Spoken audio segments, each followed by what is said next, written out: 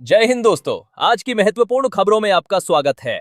बिहार विधानसभा चुनाव 2025 के नतीजों का दिन आज। बिहार की 243 सीटों पर मतगणना आज सुबह 8 बजे से शुरू होगी, जिसके साथ ही नई सरकार का फैसला होगा। रिकॉर्ड 67.13% मतदान के बाद सभी की निगाहें मतगणना केंद्रों पर टिकी हैं। सुरक्षा के कड़े इंतजाम किए गए हैं। दिल्ली ब्लास्ट मामले में कार्रवाई तेज, आरोपी डॉक्टर का घर ध्वस्त। दिल्ली विस्फोट मामले के आरोपी डॉक्टर उमर नबी के जम्मू कश्मीर स्थित घर को ध्वस्त कर दिया गया है।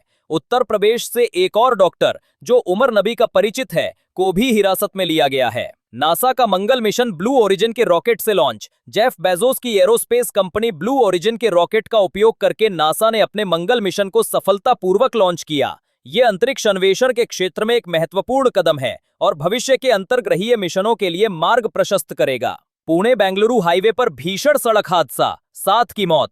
पुणे के पास नवाले ब्रिज पर एक ट्रक ने कई वाहनों को टक्कर मार दी, जिससे 7 लोगों की मौत हो गई और 14 घायल हो गए।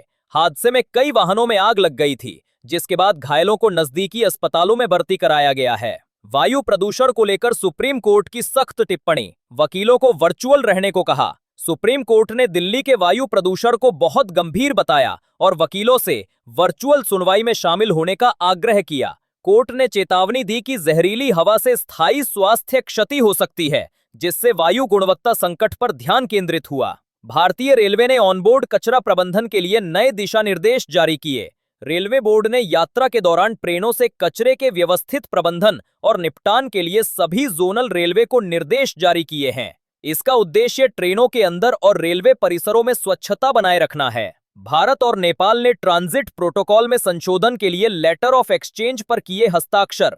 वाणिज्य मंत्री पीयूष गोयल ने अपने नेपाली समकक्ष अनिल कुमार सिन्हा के साथ बैठक की, जिससे रेल कनेक्टिविटी और व्यापार को बढ़ावा मिलेगा। ये समझौता दोनों पड़ोसी देशों के बीच द्विपक्षीय संबंधों और व्यापारिक साझेदारी को मजबूत करेगा। गजेंद्र सिंह शेखावत आज गंगटोक में 13वें अंतर्राष्ट्रीय पर्यटन मार्ट का उद्घाटन करेंगे। केंद्रीय पर्यटन और संस्कृति मंत्री गजेंद्र सिंह शेखावत आज पूर्वोत्तर क्षेत्र के लिए अंतर्राष्ट्रीय पर्यटन मार्ट के 13वें संस्करण का उद्घाटन करेंगे। ये आयोजन पूर्वोत्तर राज्यों में पर्यटन को बढ़ावा देने पर केंद्रित होगा। मालाबार गोल्ड डकैती, केरल हाईकोर्ट ने एसआईटी को वैज्ञानिक परीक्षण की अनुमति दी। सबरीमाला गोल्ड डकैती मामले में केरल उच्च न्यायालय ने विशेष जांच दल एसआईटी को वैज्ञानिक परीक्षण करने की अनुमति दे दी है।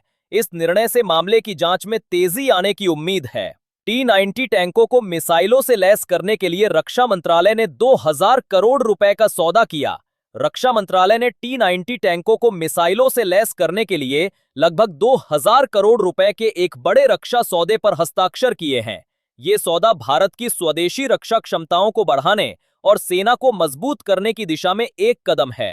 पाकिस्तान ने श्रीलंकाई क्रिकेटरों की सुरक्षा के लिए सेना तैनात की। पाकिस्तान ने आगामी क्रिकेट श्रृंखला के लिए देश में श्रीलंकाई क्रिकेट टीम की सुरक्षा सुनिश्चित करने के लिए सेना तैनात की है। ये कदम खिलाड़ियों की सुरक्षा को लेकर चिंताएं दूर करने और अंतर्राष्ट्रीय क्रिकेट को पाकिस्तान में बहाल करने के लिए उठाया गया है।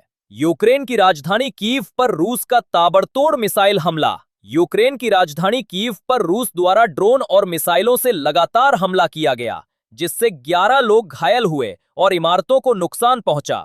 कीव के मेयर ने इस हमले की जानकारी दी, जिससे क्षेत्र में तनाव की स्थिति बनी हुई है। सुप्रीम कोर्ट ने कोविड-19 वैक्सीन से जुड़ी मौतों पर मुआवजे की याचिका पर फैसला सुरक्षित रखा। सुप्रीम कोर्ट ने उन याचिकाओं पर अपना फैसला सुरक्षित रख लिया है जिनमें कोविड-19 वैक्सीन से जुड़ी मौतों के लिए मुआवजे की मांग की गई है। कोर्ट ने केंद्र सरकार से यह भी कहा कि वो इस मामले में वैक्सीन डेटा पर अपनी निर्भरता को स्पष्ट करे। केंद्र ने जमाखोरी के आरोपों पर 4000 से अधिक उर्वरक वितरकों के लाइसेंस निलंबित किए। केंद्र सरकार ने जमाखोरी की शिकायतों के बाद देश भर में 4000 से अधिक उर्वरक वितरकों के लाइसेंस निलंबित कर दिए हैं। ये कदम किसानों के लिए उर्वरकों की उपलब्धता और कीमतों को नियंत्रित करने के उद्देश्य से उठाया गया है। ओएनजीसी, पेट्रोनेट एलएनजी समेत 30 से अधिक कंपनियों के शेयर होंगे एक्स डिविडेंड। आज और कल 30 से ज्यादा कंपनियों के share x dividend per trade करेंगे, जिनमें ओएनजीसी और पेट्रोनेट एलएनजी जैसे बड़े नाम शामिल हैं। बेयर क्रॉपसाइंस ने 90 रुपए